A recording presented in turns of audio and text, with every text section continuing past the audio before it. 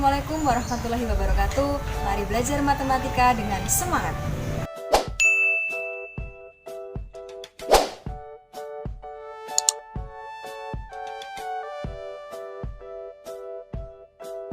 Sekarang kita akan membahas statistika. Statistika itu ilmu yang mempelajari tentang data. Bisa dari menyajikan data, mengolah data, menganalisis hingga menyimpulkan data. Kita perlu ilmu yang namanya statistika. Di sini kita membahas yang pertama tentang penyajian data. Penyajian data bisa disajikan dalam tabel dan diagram. Pada kesempatan kali ini yang hanya akan saya bahas yaitu menyajikan data dengan tabel. Dengan tabel itu sendiri juga dibagi menjadi dua, tergantung datanya, yaitu tabel distribusi frekuensi tunggal dan tabel distribusi frekuensi berkelompok. Apa bedanya frekuensi tunggal dengan berkelompok? Berikut ini contohnya. Yang pertama, contoh tabel distribusi frekuensi tunggal. Contohnya ini. Ada tabel berat badan 10 anak di posyandu. Di sini ada tabel yang kolom pertama merupakan berat badan dalam kilo, kemudian kolom kedua ada frekuensi. Frekuensi itu merupakan banyaknya. Jadi, misal ada anak yang beratnya 5 kilo, itu ada 3 anak. Kemudian yang beratnya 6 kilo ada 2 anak dan seterusnya hingga terakhir beratnya 9 kilo ada 1 anak. Kalau di total frekuensinya ini 3 tambah 2 tambah 1 tambah 3 tambah 1 itu ada 10 anak sesuai dengan datanya ini tadi. Yang kedua yaitu contoh tabel distribusi frekuensi berkelompok. Nah, bedanya adalah kita amati pada tabel ini ya. Judulnya tabel data tinggi badan bayi di posyandu. Kalau berkelompok, tabelnya itu berupa interval. Jadi yang ditulis tidak hanya per angkanya seperti ini, tapi dia berupa interval. Misalkan ini, tinggi badannya mulai 50 sampai 54. Nah, ada 4 anak. Yang tingginya 55 sampai 59, ada 10 anak. Jadi dia berupa rentang atau interval dari 50 sampai 54. Jadi bisa jadi ada yang tingginya 50 cm, 51, 52, 53 sampai 54. Dia dikelompokkan dalam baris pertama ini. Sampai terakhir ada yang tingginya dikelompokkan dalam 75 sampai 79, ada 7 anak. Nah, ini bedanya. Kalau tunggal ya berarti dia per nilai per satuan nilai itu satu-satu angkanya. Kalau berkelompok dia berupa rentang atau interval. Nah, dalam tabel distribusi ini ada istilah-istilah yang harus kalian pelajari. Yang pertama ada jangkauan. Oh ya, ini frekuensi tadi banyaknya ya. Ini tadi banyaknya.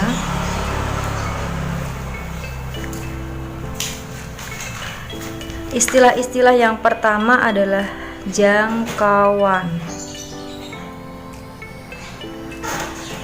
Jangkauan itu nilai terbesar dikurangi nilai terkecil. Jadi X ya, X itu nilai maksimum dikurangi nilai minimum. Nah, kalau pada tabel ini berat badannya ini kan dari 5 sampai 9 kan, berarti nilai terbesarnya ada berapa?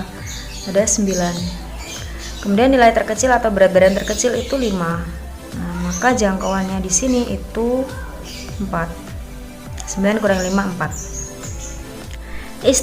Istilah berikutnya yang harus dipahami itu saya contohkan pada tabel distribusi frekuensi berkelompok. Di sini ada beberapa baris. Nah, kalau ada istilahnya kelas interval atau saya tuliskan di sini ada kelas. Kelas itu kita bisa menyebutnya dengan baris. Nah, di sini ada berapa baris? 1, 2, 3, 4, 5, 6. Ada 6 kan? Jadi tabel ini ada 6 kelas.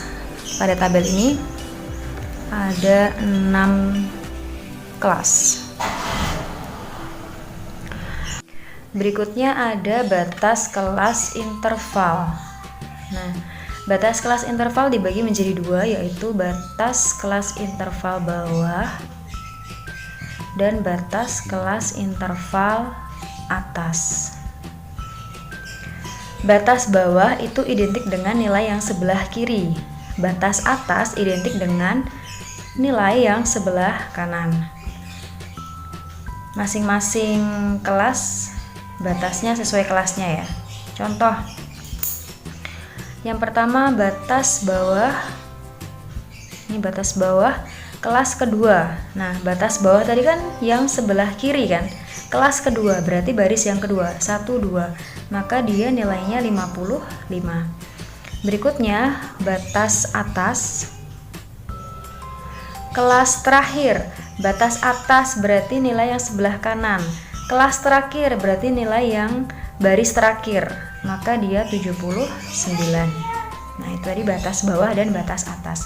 Istilah berikutnya yaitu tepi kelas. Hampir sama dengan batas kelas dibagi menjadi dua, yaitu tepi kelas bawah dan tepi kelas atas. Bawah identik dengan yang sebelah kiri, nilai kiri, tapi bedanya kalau tepi itu harus dikurangi. Jadi ini dikurangi 0,5. Kalau tepi kelas atas dia juga nilai yang sebelah kanan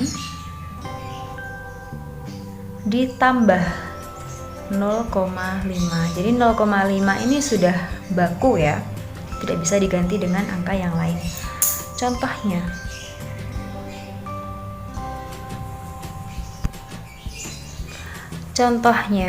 tepi bawah kelas pertama. Tepi bawah berarti yang sebelah kiri dikurangi 0,5. Kelas pertama baris pertama kan.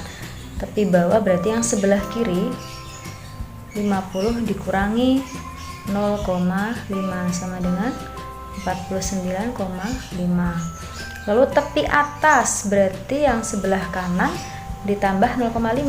Kelas keempat baris keempat 1 2 3 4. Nah, berarti ini 69 ditambah 0,5 sama dengan 69,5. Itu tepi bawah dan tepi atas. Istilah selanjutnya adalah panjang kelas. Panjang kelas adalah banyaknya angka yang dimuat dalam suatu rentang atau interval. Nah, kita lihat panjang kelas juga bisa disebut dengan lebar kelas. Kita lihat di sini banyaknya angka yang dimuat dalam suatu rentang. Nah, kita ambil aja satu rentang. Misalkan yang pertama 50 sampai 54. Itu ada berapa angka yang dimuat? Jadi contoh pada tabel itu kan rentangnya 50 sampai 54. Jadi angka yang dimuat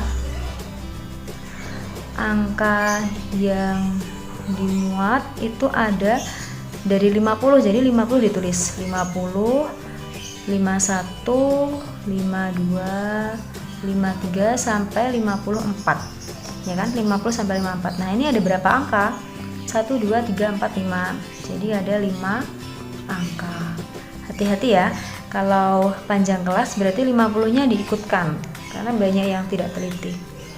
Nah, setiap kelas mempunyai panjang atau lebar yang sama. Jadi dari atas sampai bawah ini panjang kelasnya sama. Kita cocokkan lagi. 75 sampai 79. Ada berapa angka di situ?